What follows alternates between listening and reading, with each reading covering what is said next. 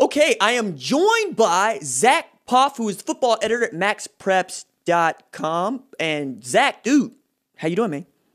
What's good, man? Loving life, dude. High school football, Texas playoffs starting up this week in 5A, 6A. So, at the end of the day, Texas always king when it comes to playoffs, man. So I'm looking forward to that. Man, I'm just excited. Like we talked about this before going on air, like getting to watch high school football. You know what I mean? Yep. So, like, what's it been like for you trying to cover all these kids in states that are closed down or states with tight COVID restrictions and just trying to navigate that stuff? It's definitely been a unique year, dude. And it was crazy, man, because, back in, before the season started, we weren't sure if we were going to get any states, what states or what. Luckily, some states are able to find a way to get an opportunity for these kids to get on the field while some weren't. And, I feel for a lot of those kids, man, that didn't get the opportunity to play. But, at the end of the day, I look at it, man, they're trying to do what's best for the kids. And, you just got to tip your cap to the states that were able to figure it out. Yeah, man. And touching on a couple of those states that weren't, like, TreVeyon Henderson has not played football for, like, that sucks, man. A solid year. Yeah. That sucks. Like, for us as fans, dude, because TreVeyon is that dude. Like, he was what Bijan was last year, man. I mean, same thing. And, that sucks for us as fans, man, to not be able to see him ball out a senior season. But Ohio State's going to be they're going to be loving him when he gets there for sure. Yeah, man, one of several that is set to sign at the beginning of the early signing period, December 16th. But, like, the dude at the top of the menu right now is 5-star wide receiver Emeka Egbuka. Matter of fact, when we talked, like, way early last year, like before the pandemic, you was like, so next time we talk, we need to talk about Emeka Egbuka. Mm-hmm. And little did I know, like, man was going to be all in my just sphere, right? Between, like, the Ohio State thing and now lately the Oklahoma bit.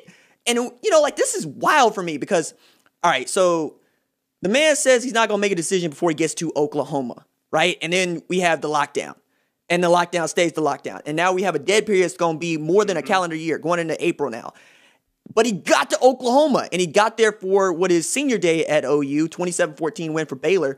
But, like, what shocked me was, like, Caleb Williams might have brought this home for Oklahoma by moving to Norman, because I think that's an underrated part and an underreported part of his journey. His family has moved to Norman. Like, he lives there now. So when Emeka got into town, he picked him up, and they went to toss, and then the man put it on IG just to stunt on everybody. So, like, first, do you agree with the comp with Juju Smith-Schuster, and what do you think happens with Emeka Egbuka as far as his maturation? Not necessarily where he's going, though. Touch on that if you want. Hey, let's be real. Like, this dude was named our junior player of the year in 2019 at Max Preps for a reason. This is, I'm not huge on the player comps because, he's his own dude. But, you can name him the dude said he wants to be better than Jerry Rice. So that just shows you how much confidence he's got in his game. And Caleb Williams, man, he said before he committed to Oklahoma, he's about to be the best recruiter in the biz. And if he gets 5-star Emeka Egbuka to Oklahoma, that's going to be special, man. And, Emeka's another guy. It sucks with, TreVeyon Henderson didn't really get a chance to play his senior year. He still hasn't, made it clear if he's going to stay in Washington and play because he's close to breaking some state records. But he's special, man. He's one of the most special wide receivers I've ever covered working at Max Preps for 6+ years. He, he does it on defense too. He could probably be a 5-star corner, 5-star safety, 5-star whatever he wants at any position. But, you get him to Oklahoma with Caleb Williams, that's going to be a big time duo for 3 to 4 years, no doubt. And, I've been saying I wouldn't be surprised, Caleb Williams, when he gets to Oklahoma, if he wins not one, but 2 Heisman trophies. That's how much, confidence I have in his game with Lincoln Riley, and getting a guy like Emeka Egbuka would, definitely make those chances a little better. So I was all in on Emeka going to Ohio State for a number of reasons, right? Not the least of which is, like the pedigree around. Like, I brought this fact up because I think it's important in that Ohio State hasn't had a first-round draft pick at wide receiver since 2007. And you would be right to point out Curtis Samuel is doing the most with Carolina right now, and Michael Thomas. Yeah, I'll tell you this though, too. Garrett Wilson will be a first rounder when he gets that chance too. I'm gonna say that now. And I don't disagree, right? Same thing with like a Chris Olave, right? But like after what I saw KJ Hill do in 2018, watching him get drafted in the 7th round off in 2019 was kind of a shock to me. But I bring all that up to say Oklahoma has been a wide receiver factory for the last 5 years because of Dennis Simmons. Like, we're talking about a dude that had a Heisman finalist as a wide receiver, in addition to Biletnikoff Award and CeeDee Lamb and Hollywood Brown, all those sorts of things. The way that Devontae Smith was lighting it up, that's what he was doing. That said, like, what Ohio State has built and the sustainability of what it has built is really ridiculously outstanding. Like, I looked at last week, the result, 52-12, right? But down 23 players and a head coach. They were still out there just rolling people up, even with a patchwork offensive line. So it'll be interesting, but like, the question now is it more important to get on the field right away? Because you look at Marvin Mims at Oklahoma, and he's showing out, right? Whereas I haven't seen that much from Jackson Smith and Jigba or Julian Fleming or G. Scott in that way, right? Because Olave and Garrett are that good. We know that. But, like, do you think that factors more than perhaps anything else? Yeah, I think it definitely factors in, man. Because, you know, these kids, man, they want to get out and ball out as true freshmen. They don't want to sit behind anybody, even though, you know, the kids are sitting behind are 5-4 stars and guys that are putting out also too. But yeah, I definitely think that factors in. And I think you touched on the bigger factor is kids want to go where they can get developed. And you see all these first round picks at the wide receiver position from Oklahoma, you know, getting selected in the first round. That's a big deal. So, you know, that could be kind of the tiebreaker too when it comes to these kids making a decision where they want to go play college football. And, you know, with Emeka, I think wherever he goes, he's going to play as a true freshman.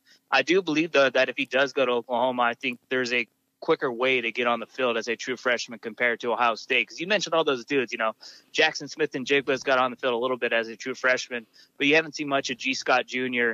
and those other guys like Julian Fleming, too, where those are going to be guys that are going to be playing a little bit more as they enter their second season next year, too. So another dude that I wanted to discuss is five-star offensive tackle Tristan Lay, who I felt like was an LSU lean for months, right? With Ohio State, Alabama, Clemson kind of in there, but not really in there. It's become like a two-horse race between LSU and Oklahoma here of late.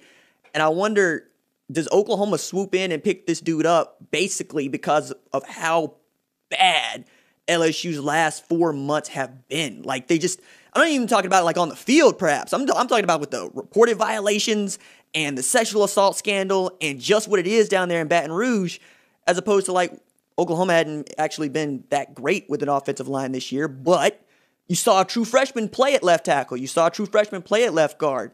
What would anybody be getting from this dude in that way? And do you think that Oklahoma might have edged there too? Yeah, I mean, you look at all the crystal balls and all that, you know, Oklahoma right now has the highest percentage compared to LSU, and then you got Clemson also too in the mix. But yeah, you know, LSU's not having that great of a year. I do believe they'll bounce back for sure. But, you know, you mentioned all the stuff coming in when it comes to violations and all of that. That's something, you know, players are going to look at for sure. And then I'll tell you this, man, Caleb Williams, if he's talking to you and recruiting you, he's going to charm you, man. And I feel like he's going to charm some of these guys that are kind of on edge, deciding if they want to go to Oklahoma or not. And I feel like they can just build something even more special with Caleb Williams there kind of leading the way. You know, especially if Emeka announces on Friday that he's going to go ball for Oklahoma, that's going to be big for other 5 and 4 stars. Like, all right, hey, Emeka's coming. You know, maybe we need to go to Oklahoma too. But, you know, this is a big decision for these kids too. So obviously they're going to spend time with their families and figure it out.